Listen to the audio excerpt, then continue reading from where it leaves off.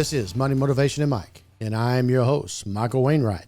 In charge of the show and all the controls is Jason Wright. And hello to you, world. This is the show that will change your life. Jason, just yesterday, Oklahoma teacher brings up concerns about state-approved Bibles. It caught my attention. Okay. Wasn't even aware of the fact that we were having controversy of Bibles being used in public schools. Frankly, I thought it was the thing of the past.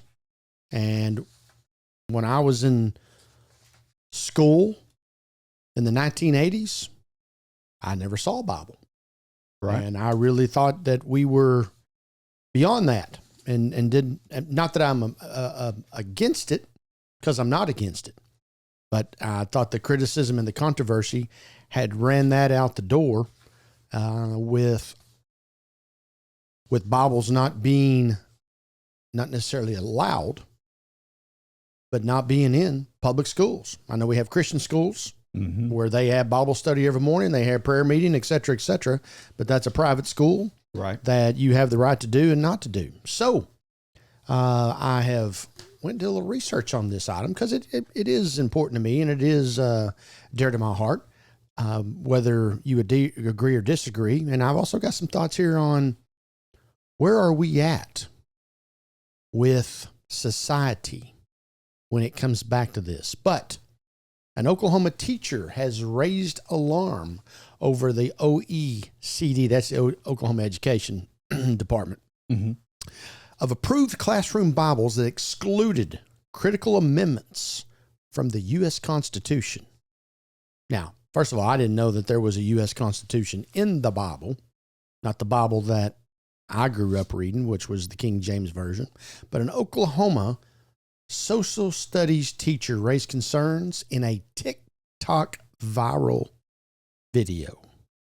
Now, that's another subject in itself. What are teachers doing on TikTok? I guess they got the right to do it, and the board has the right to send them on down the road if they don't like what they put out there, as with some of this stuff with Charlie Kirk here in the last couple of weeks. Yeah. Or anything else that goes on. After he received a copy of the Oklahoma State Department of Education approved Bible, State Superintendent Ryan Walters, who has just now resigned to go take on Woke, by the way. Did you know that? I did not. Yes. State Superintendent Ryan Walters has said he wants a Bible in every classroom in the state. It's not what's in the Bible that has his attention. It's what's missing. Okay. Now, this is back to Aaron Barker, our Oklahoma social studies teacher. The Bible includes a copy of the U.S. Constitution. However, it excludes several amendments. On paper, it appears abbreviated, but one social studies teacher says its message is loud and clear. Aaron Barker wants to pull the curtain. Barker shed light on a Trump-backed Bible. Did you know Trump put out a Bible that he is approved? First time hearing of it. 2024. Okay. Back in his second campaign. I did not know it either. He goes, I grew up a conservative evangelistic household. I'm even familiar, this is good, with the glossy pages in the back where all the maps are. I used to go back there and read those maps. God, can it get to 12 o'clock quick enough? I got to go home. I think that was a thought of most every kid. Yeah, everybody knows where Galilee is, in Israel and Jerusalem, because they're in the back of the Bible and the maps. And that's where you go when you've tuned out the preacher. I was a kid. That's where we put the maps. And he quotes the map of Galilee. I did not know it's what he's thinking to say. I'm well familiar with this, Mr. Baker. The back of the Bible includes the U.S. Constitution and the Bill of Rights. Now, once again, I've been involved in some of the most hardcore, conservative, King James Version Bibles there's ever been. I've never seen a Constitution and Bill of Rights in the back. Maybe it is. Maybe it was more reading material. Yeah. I didn't want to read it. I was looking for the pictures. He says the Constitution is incomplete. It's not all there. It's very concerning. It's a dishonest way to teach history, Baker said. There are bigger aims at stake here. Baker said he believes students deserve all the facts on the table so they can make their own decisions. There's still amazing things happening in Oklahoma schools, Baker said. That's a very democratic space. I'm grateful to be a part of it. So, nevertheless, there is Mr. Baker and, like I say, Ryan Walters, and who is stepping down, and his main focus is he's taking on woke. Interesting. So, with the 50 states that we have in the United States of America, I then needed to know where all these states line up. And did you know the answer to that, Jason? No. I did not either. Well, we're going to go right to Oklahoma because they're the leader in the clubhouse. Oklahoma State Superintendent, which I just mentioned is Ryan Walters, ordered all public schools to teach the Bible and the Ten Commandments, citing historical and cultural significance. That's what Oklahoma has mandated. We have a Louisiana mandate. This followed a Louisiana law requiring the display of the Ten Commandments in all public classrooms. I think I recall seeing Ten Commandments maybe in grade school in the 70s. I believe I recall them as well. Just the 10 Commandments. Obviously, it wasn't talked about because I don't remember. No, we didn't. I don't think we went over them. They were just posted on the wall there. Yeah. You know, that's back when we did the Pledge of Allegiance every morning. Yeah. And hanging that flag outside was a big deal. And fifth graders got to do the flags. So as you were promoting up through Robert E. Lee Elementary, there's another. Back in the day, yes. It was a big deal if you were a fifth grader and you were in charge of the flagpole. Yeah. Guess who was in charge of the flagpole my fifth grade year? Was it you? It was me. All right. All-American. Texas curriculum. The Texas Board of Education approved a curriculum for elementary schools that incorporate biblical themes, such as the Golden Rule, using the Bible, and the ancient text. All right. Idaho has also gotten involved in allowing Bible study, such is the case. And these are the only 4 states that have addressed the topic of religion and Bible in the schoolhouse. Now, I should say addressed. All of them have addressed it. They're the 4 that allows it. And so, and I don't remember the law that was passed. I think it was back in 1963, where requiring religion, requiring prayer, requiring a Bible in the schoolhouse was, I believe, a violation of the First Amendment. And this is back in the civil rights times. And this was when the United States government passed that was not required. And I believe it was 1963, somewhere in that neighborhood. You feel free to look that up while I continue to go on here. So the controversy, the criticism, the separation of state and church. Critics argue that these mandates, particularly the ones in Oklahoma, blur the line between church and state and promote a specific religion over others. So, what particular religion are they promoting? Now, is that the religion that particular teacher believes in? Is that what they're... Okay. Down here in these conservative states, Jason, if somebody walked in, and I would even say in the northern states, let's just say all the states, if someone walked in and started preaching Buddhism, yeah. How about being an atheist? Yeah. If they started preaching that, do you think that would get some attention? Oh, for sure. Especially here. And I think most of the U.S., you would probably see that.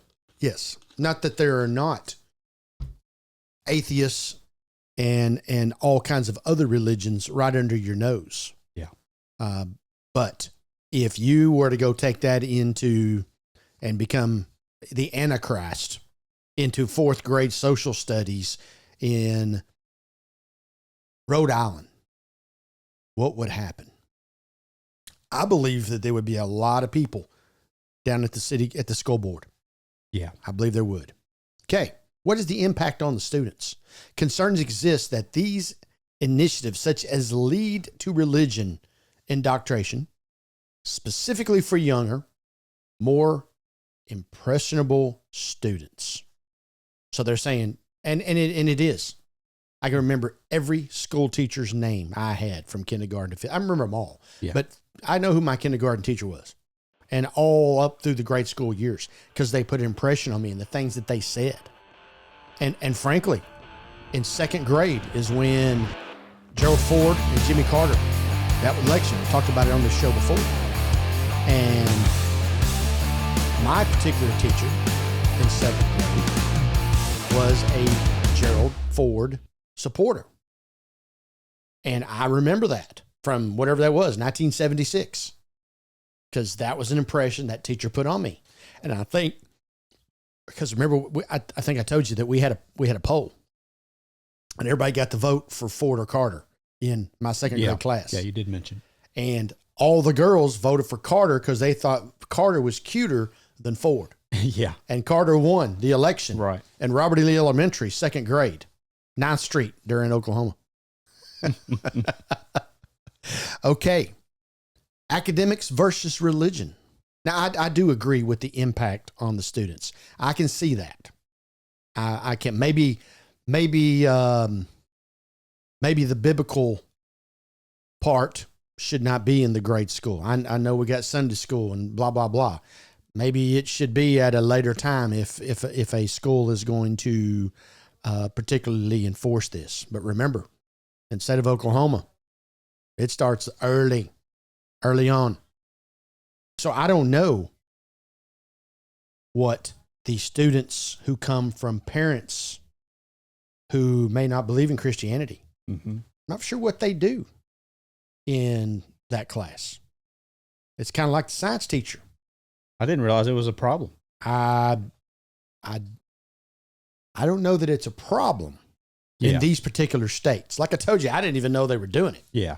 I don't know that it's a problem, but it's caught my attention that the state of Oklahoma is getting a lot of headlines right now because this particular teacher, Aaron Baker, social studies, is not happy with the Bible that's been handed out. He wants more Bible. Yeah. He says some of the commandments have been cut out, and he doesn't like that. No, I don't either. And also the I said the commandments, the amendments. The amendments are been cut out. The 10 commandments are all there. So he doesn't like that. Now, like I also said, another big deal here is because the state superintendent, Ryan Walters, is now resigning from his post to go take on other areas, let's say, that may not come across in a biblical way. There you go. All right. Lawsuits have been filed against state-level mandates, such as the one in Louisiana, arguing that the mandates are unconstitutional.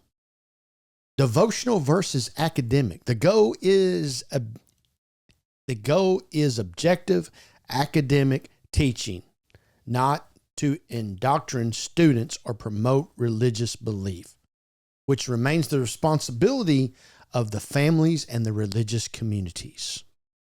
That's what your non-religion in school supporters will tell you. That you take it home to the house, you take it on Sundays to the church.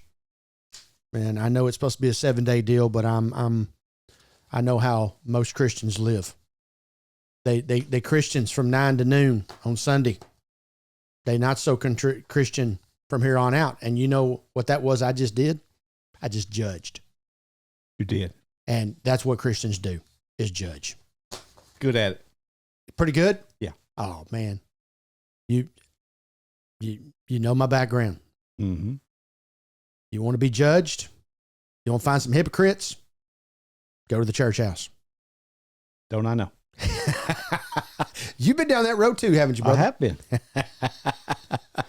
I have been.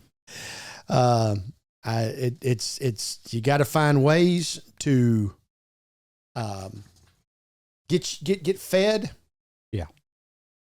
From what it is that you believe and trust in. And maybe it's Almighty God, maybe it's not.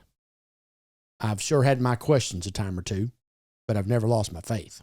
Right. Nevertheless, this particular subject, which has obviously been going on and going around for 60 plus years, this particular subject, Jason, here is the question at hand. Here on Money, Motivation, and Mike. Do you think the power of what goes on with religion should be a state issue or a federal issue? I think it needs to be federal. I try to put myself in the place of a parent, say that, as in your scenario earlier. Well, you are a parent. Yeah. Well, I try to put myself in the situation where I believe in one faith, and then my child goes to school and they're teaching them another faith. So how do I feel about that? I know this country was founded by our fathers who believed in Christianity. The dollar bill, in God we trust. Exactly. So, I think I would have an issue with that, especially if my child's being taught something else that I don't believe in. Okay. So I do believe it needs to be separate. Here's your question. How many problems in this country are caused by democracy? You live in France? I think all of them. Yeah, but democracy is supposed to be, that's part of being a United States American. The Republic. Yes.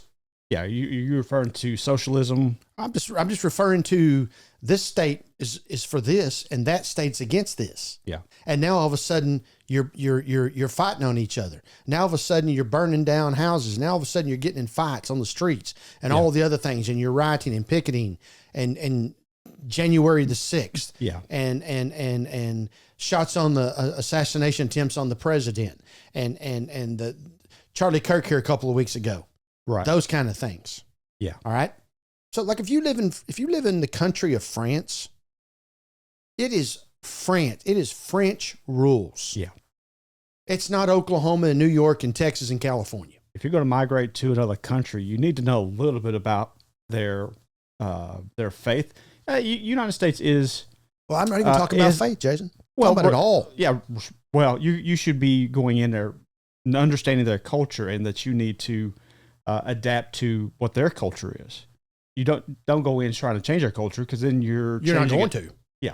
Okay. Well, I mean, if you get enough of them in here, but you will. If you look at the United States of America, what is the culture? Because see, like I say, you live in Spain, you live in Italy, you live in France, you live in Portugal. Mm-hmm. That is the culture. You go to France, as you've been, and you know nothing because you speak English, and they don't give a flip that you don't know French. Yeah, they don't have a translator come out to help you order food. Mm-hmm. You either get it or you don't. We don't do it that way. If this town wants to do that, and that city wants to do that, and that state wants to do that, then they get to do it. And look at all the problems it causes. Yeah, because they're on two different ends of the spectrum. Oh, we're on, I don't even know how many ends of the spectrum there is right now. Yeah. I don't know whose idea it was to allow so many people in all at one time, knowing that they're not going to be able to properly acclimate to what the culture is. And just like going back on media, well, the citizens have a right to know, and the government is not going to control the media. Well, look where all the media is. Yeah. What do you do? And you saw, was it Kimmel got put back on the air? Yeah. Okay. And a lot. Here's more down on that conservative. Democrats to go out and picket. Now I know what happened in January 6th, and that is put on to the Republican side. Democrats will go out and get vocal and picket, and the Republicans will get vocal with their checkbook, meaning that they will boycott Disney. They will boycott ABC. They'll boycott ESPN because of this situation. Just like those networks, the local networks, there's a bunch of them not going to show Kimmel at night. Right. So, well, they can't even sell their ads for that time slot. So here is your conservative view. Where is your conservative substance on night talk show? What channel can you tune into to hear the conservative view? Because they don't do the news. They do the opinion. Yeah. Well, and why do they got to be political? I mean, I want to tune in and forget about the troubles of the day. I want Johnny Carson back. Yeah, just tell me a joke. He does that stuff. Yeah. Now, he did make fun of every president, Democrat or Republican. Yeah. And it was good humor. Right. We can't do that anymore. No. Just like, what Kimmel said the day after Trump got elected the second time. Bad day for everybody. Bad day for this. Bad day for that. Bad day for you. Bad day for the people who voted for him. Yeah. It's an opinion. Mm-hmm. I don't care about your opinion. I turned it on here to it's supposed to be a comedy show. That's what night talk show is supposed to be. Yeah, I thought it was entertainment. Well, it's not. I don't know. But back on my point, as we come to an end of this particular episode, Bible in the school. Did not know it was a topic of conversation today. Yeah. I believe the state of Oklahoma has made it one again, especially with the state superintendent resigning to pursue what he thinks is bigger and better things. My opinion is, I see both sides, but if we're going to go back to what you just said with the founding fathers, and the atheists taking a dollar bill that says "In God We Trust," is that not hypocritical? You need to have some of that back into your schoolhouse. I have no idea why we don't do pledge allegiance to the flag of the United States of America. They're no longer doing that in school? I don't think so. Wow. No, we did that every single morning. Not anymore. Yeah. Maybe they are in some places. Yeah. Maybe they are in Oklahoma. Maybe. Maybe they are. So, once again, Money Motivation Mike, you can always find us at mx3.vip. Find all of our content on our YouTube channel, youtube.com/@MX3 Podcast. Don't forget to like, subscribe, and hit the bell icon. Also, go down into the comments section. Give us some comments.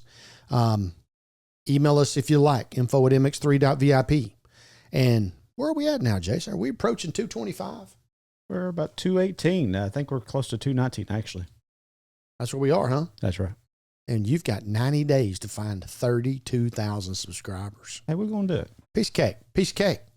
118,000 subscribers in 3/4 of the year. Surely we can go find another 30. Until next time, continue to live your life the right way.